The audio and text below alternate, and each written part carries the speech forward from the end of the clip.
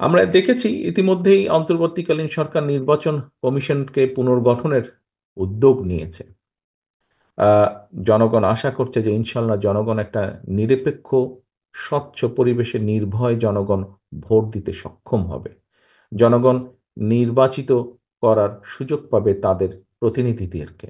জনগণ যখন বুঝবে যে হ্যাঁ, সত্যিকারভাবে তাদের ভোটের অধিকার প্রতিষ্ঠার জন্য এই অন্তর্বর্তীকালীন সরকার কাজ করছে।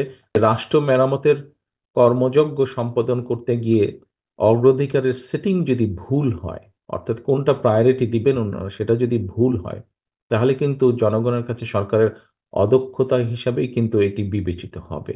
জুলাই আগস্টের ছাত্র জনতার যে বা জনগণের যে গণঅভ্যুত্থান, আহতদের চিকিৎসা, নিরাপত্তা অগ্রাধিকার লিস্টের নেই বা থাকলেও কত নম্বরে ছিল। নিত্য প্রয়োজনীয় দ্রব্যের যে দাম, এই বিষয়টাও অন্তর্বর্তীকালীন সরকারের প্রায়োরিটি লিস্টের মধ্যে কত নম্বরে আছে?